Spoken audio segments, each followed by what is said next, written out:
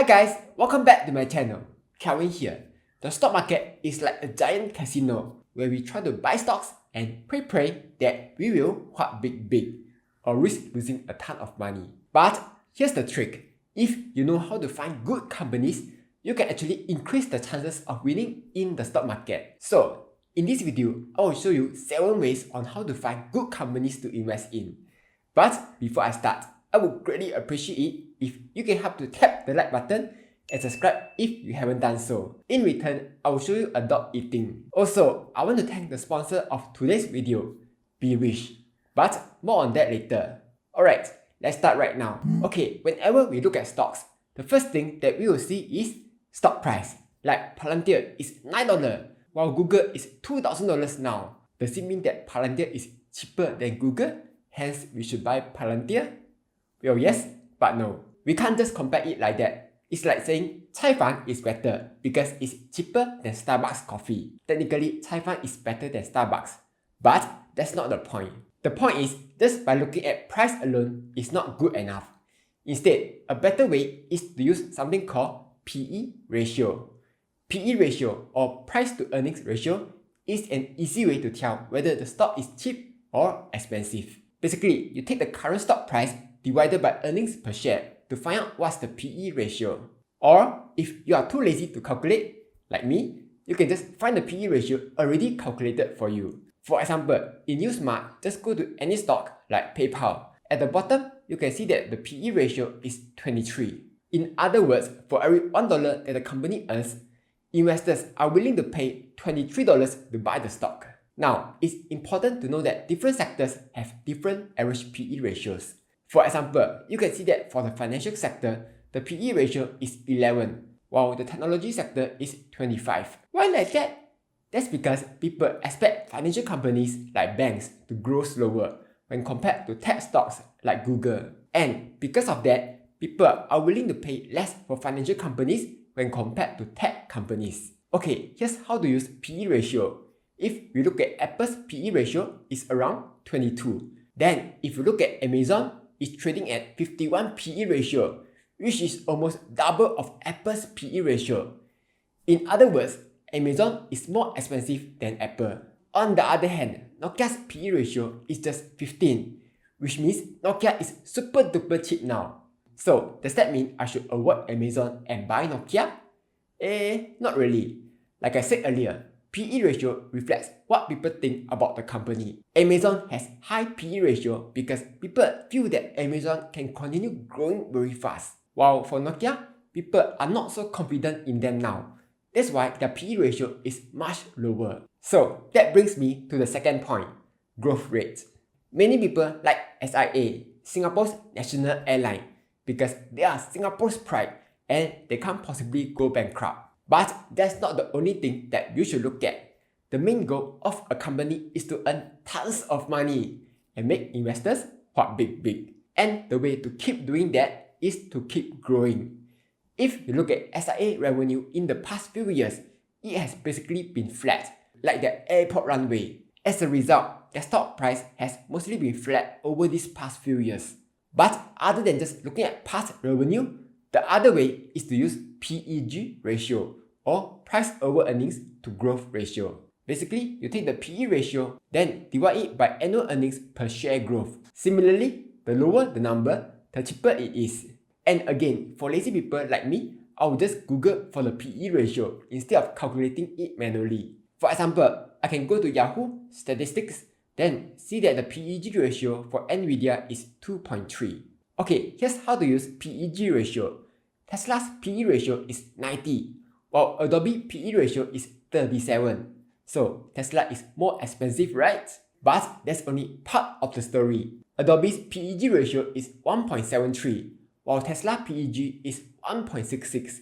This means in terms of growth, Tesla is actually cheaper than Adobe. So in summary, when valuing companies, don't just look at PE ratio and be like, PE is high, it is expensive, or PE is low, it is cheap. You need to also look at PEG ratio to understand why is it priced like that. Moving on, one of the main reasons why a company would go bankrupt is due to debts. Now, debt is both good and bad at the same time. If the company uses debt properly, they can grow their business much faster. But if they have too much debt, they might end up being unable to repay the debt and go bankrupt. So it's super important to invest in companies that have low debts, because too much debt, bad.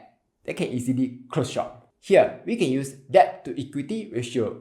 You just take all the company's debts, like long-term debt, short-term debt, other fixed payments, then divide it by shareholders' equity. The lower the debt to equity ratio, the better. Also, some people will only use long-term debt in the equation because long-term debt has higher risk when compared to short-term debt. Let's look at an example. Google's long-term debt is almost $15 billion, which may sound a lot, but it's tiny when you compare it to shareholders' equity of $254 billion. Turns out their debt to equity ratio is only at 0.06, which is very little. If Google wanted to, they can easily pay back their debts, like a Lannister. Low debt to equity is good for a few reasons. First, of course, the company won't go bankrupt anytime soon. Second, when the Fed increase interest rates, it won't affect the companies with low debts that much. Compare that to General Motors, which has a higher debt to equity ratio at 1.15. Meaning, when interest rates go up, they will end up paying more interest on their loans. Third, when the company has lower debt, they have more room to take on more debt. So let's say if a company has zero debt today, they can easily borrow some money without problem. But if it has a ton of debts, they can't afford to borrow too much. Otherwise, they might end up being unable to pay back. So it's good to check whether the company can manage its debts. One famous example of a company that didn't do well due to debts is Hyflux. In 2018, when the company failed, they were in $2.8 billion worth of debt. I don't know about you, but that money can easily feed 18 generations of my descendants. Even before that, you can already see that the debt to equity ratios were very high and have been going up, meaning they were already having trouble with their debt. In short, look for companies with low debt to equity because they are much more safer. The next important metric to look at is free cash flow. Basically, free cash flow is the leftover cash after the company pays its operating expenses and capital expenditures. For this, you generally want to see the company increase their free cash flow because it means the company is earning more and more money. For example, you can see that Google's free cash flow is increasing over time. Same for Apple's free cash flow. But if the free cash flow is going down, it's not necessarily a bad thing because you need to see where the money is going to. For example, Unity's free cash flow is negative. But if you look at their operating expenses, they are actually spending a lot of money on research and development. Same for Palantir. Even though their free cash flow was negative previously, part of the money goes into R&D, where they try to improve on their products. So, in this case, even though you see a reducing or negative free cash flow, it's only because they are reinvesting the money back into themselves. This is a good thing because in the long term, the investment will end up generating more returns. Next, return on equity. This is a super simple metric to see how profitable the company is and how efficiently it can generate profits. The formula is net income divided by average shareholders' equity. Or in other words, for every shareholders' equity, how much the company is earning.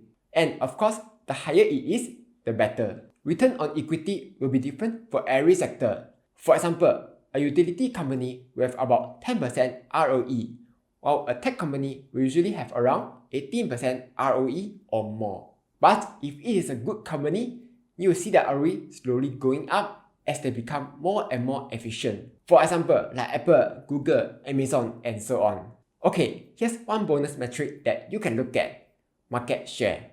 So no, it's not about ratios all the time. When choosing companies, you also need to see how big is their market share. For example, Google has a 92% market share when it comes to search engines. Amazon has 33% market share in cloud service. Apple is dominating in the premium smartphone category. And what do all these companies have in common? They are all top-tier companies. Here are a few benefits for dominating the market. First, it will improve their reputation. For example, when you are choosing chocolate drinks, will you get Rico or will you prefer Milo? Definitely Milo, right? Because you want to become a champion.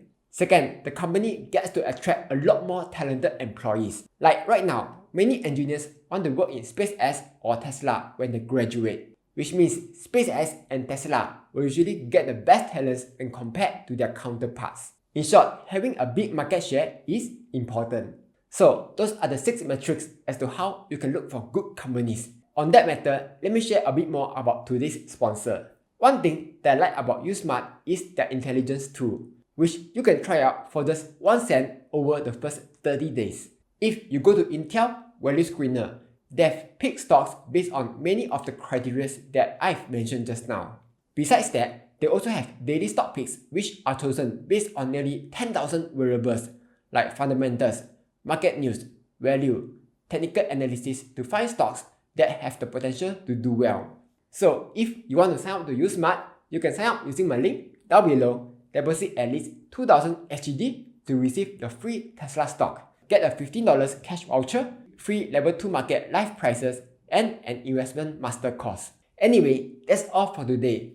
Like, share, and subscribe as I'll be posting new videos every Monday, Wednesday, and Friday.